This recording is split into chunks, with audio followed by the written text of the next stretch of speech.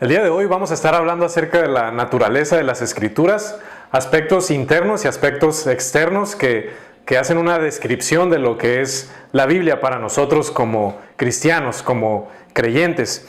El primer punto que debemos de comprender acerca de la Biblia y de su naturaleza es que la Biblia forma parte de la revelación general de Dios hacia los seres humanos. ¿Qué nos dice eso? Que la Biblia revela el carácter de Dios y su naturaleza a través de su escritura. Y de esta manera nosotros podemos llegar al conocimiento de Él, podemos llegar al conocimiento de sus atributos y podemos llegar al conocimiento de su voluntad para nuestras vidas. Un punto importante que surge y que se desglosa de la revelación general de Dios como lo es la Biblia es que en la Biblia podemos encontrar nuestra guía hacia la salvación, nuestra guía hacia el camino de la salvación, hacia la persona de Cristo. Y como fundamento o como argumento bíblico podemos utilizar 2 de Timoteo 3, 14 al 17.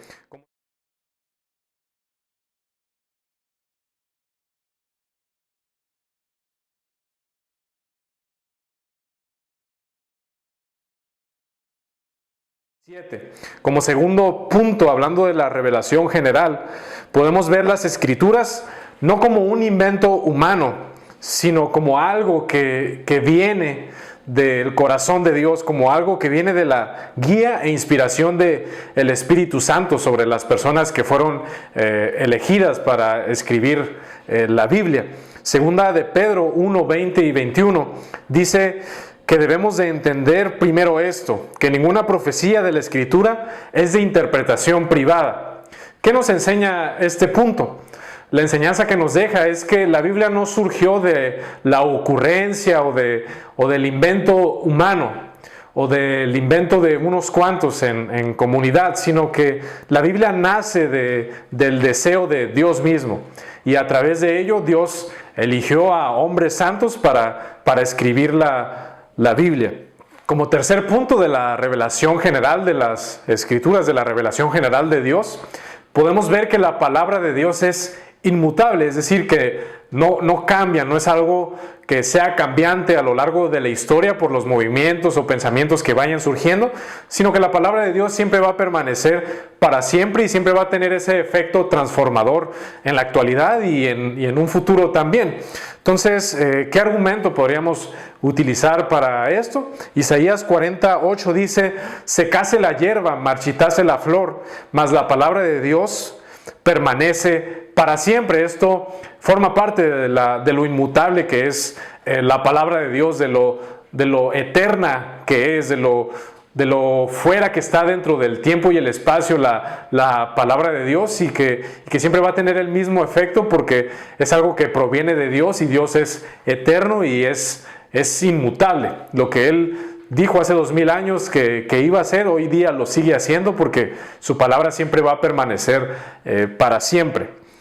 Por otro lado, otro aspecto que podemos observar acerca de la naturaleza de las Escrituras es que las Escrituras son inerrantes. Es decir, hay una inerrancia en la naturaleza de las Escrituras como nos fueron dadas en un inicio. ¿De qué habla este punto? Que Dios ha escrito la Biblia a través de los hombres que fueron inspirados por Él mismo sin error. Es decir, en los escritos originales nosotros creemos que no hubo error alguno, no hubo contradicción alguna, sino que pues todo ha sido dado de manera intachable para nosotros, de manera fiel hacia nosotros. Pero algo que debemos de comprender es que hay una diferencia en hablar de manuscritos originales y las versiones de traducción actuales que hoy día utilizamos y leemos. ¿Por qué digo esto? Porque al momento de acercarnos a la cuestión de los idiomas, debemos de comprender que el idioma es una manera de ver el mundo, basado en la cultura específica que tiene la sociedad en la que fue escrita la Biblia, y la diferencia cultural que quizás hoy existe, ¿no?, en las sociedades a las que se es traducida las escrituras. Entonces, de esta manera nosotros podemos encontrar diferentes cambios lingüísticos, algunos problemas también de traducción de las palabras, porque quizás no existe el mismo significado de una palabra antigua con las palabras que utilizamos en la actualidad. Pero este tipo de cosas no afectan en nada el corazón teológico de las Escrituras, sino que son aspectos mínimos, errores muy sencillos y que solamente forman parte de aspectos externos y de errores de traducción. Pero esto es diferente de hablar del punto de la inerrancia. ¿Por qué? Porque la inerrancia, su único punto a enseñar es afirmar que los manuscritos originales no tienen error alguno, porque esos fueron los que han sido inspirados por Dios para que llegaran hacia nosotros. Entonces esto forma parte de la inerrancia de las Escrituras. Un pasaje importante en 1 de Juan capítulo 1 versículo 1 al 4 es que Juan estaba hablando de que lo que era desde el principio, lo que hemos oído, lo que hemos visto con nuestros ojos, lo que hemos contemplado y palparon nuestras manos tocante al verbo de vida, porque la vida fue manifestada y la hemos visto y testificamos y les anunciamos la vida eterna, la cual estaba con el Padre y se nos manifestó. Lo que hemos visto y oído, eso les anunciamos. Esto nos habla de la seguridad que tenían los apóstoles y los que escribieron el Nuevo Testamento al momento de escribir. Y eso también nos da seguridad a nosotros de que lo que tenemos en nuestras manos es algo inspirado por Dios, es algo fiel, algo veraz y algo que sigue teniendo efecto porque es la palabra de Dios y es inerrante, ¿no? Y sigue siendo fiel y transformadora en la actualidad para nuestras vidas y para las personas a las que les compartimos y les enseñamos. Como tercer aspecto, en base a la naturaleza de las Escrituras, vemos que las Escrituras son suficientes. Y eso nos despierta una pregunta natural de esta cuestión, ¿no? ¿Suficientes para qué? El primer punto que encontramos de la suficiencia de las Escrituras es que la Biblia es suficiente para comunicarnos el camino de la salvación, para guiarnos hacia la salvación. Y eso es una diferencia total en decir que en la Biblia hay salvación, porque sabemos que la salvación está en una persona y es en Jesús, pero la Biblia es suficiente para guiarnos hacia Jesús, que es la salvación y que en Él está la salvación. Y una escritura que pudiéramos usar como argumento para esto es 2 de Timoteo 3, 14 al 17, que hablan acerca de cómo las Escrituras nos guían hacia la salvación que obtenemos en Cristo Jesús. También podemos ver que la Biblia es suficiente para encontrar en ella gracia y paz. En 2 de Pedro capítulo 1 versículo 2 y 3 podemos encontrar esta descripción y esta enseñanza. Y como tercer aspecto de la suficiencia de las Escrituras encontramos que la Biblia es suficiente también para santificarnos y en ellas hay verdad y ellas son verdad. Y cuando nosotros hablamos de santificación podemos ver ese aspecto transformador de las Escrituras, porque cuando nosotros nos exponemos a ellas, nuestras vidas son cambiadas, nuestras vidas son transformadas, y es en ese punto donde nosotros hablamos de santificación, porque básicamente el decir soy santo significa la afirmación de soy diferente, soy apartado. Y eso es en cuanto a lo que compete hablar de santificación. Entonces es un punto importante para nosotros el comprender que en la Biblia hay suficiencia para salvación, hay suficiencia para encontrar en ellas gracia y paz, y hay suficiencia también para ser santificados, ser transformados y encontrar en ellas las verdades de Dios. Como último punto, algo que debemos de considerar y conocer como estudiantes de la Biblia es que los 66 libros que tenemos en la actualidad, que forman parte de las Escrituras y que consideramos como escrituras inspiradas por Dios, tuvieron que pasar por un filtro riguroso al que conocemos como canon o como canon bíblico. Dicho filtro tenía una serie de características que estos libros debían cumplir para poder entrar y ser considerados como inspirados.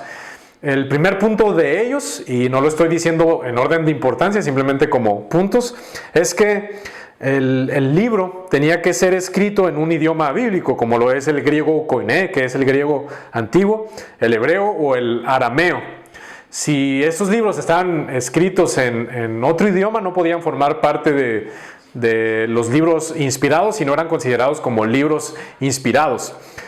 Como segundo punto, encontramos que debían de ser manuscritos o libros completos. No podían ser libros mutilados o que estuvieran incompletos y que la esencia y el propósito del libro no se pudiera comunicar por completo por esta razón. Entonces, por lo tanto, estos libros debían de ser completos y debían de tener un contenido legible y que fuera entendible para los lectores. Como tercer punto, este libro debía ser escrito por algún profeta. Esto es en el caso del Antiguo Testamento, y en el caso del Nuevo Testamento tenía que ser escrito por uno de los apóstoles o por alguien cercano a los apóstoles, ¿no? Un ejemplo podríamos decir el caso de Lucas, que era una persona que no fue apóstol como tal, pero era una persona que conocía de primera mano a los apóstoles y que se documentó de una manera exhaustiva para redactar sus libros, y por lo tanto fue considerado como inspirado porque era un libro que armonizaba con todas las demás escrituras y los demás libros del Nuevo Testamento. Y como último punto que se conecta con lo que acaba de decir es que el libro debía armonizar con los demás libros que ya eran considerados como inspirados, ¿no? En este caso, cuando fue el canon del Antiguo Testamento, los libros que iban entrando debían armonizar con todo el Antiguo Testamento y con la esencia y el propósito del Antiguo Testamento.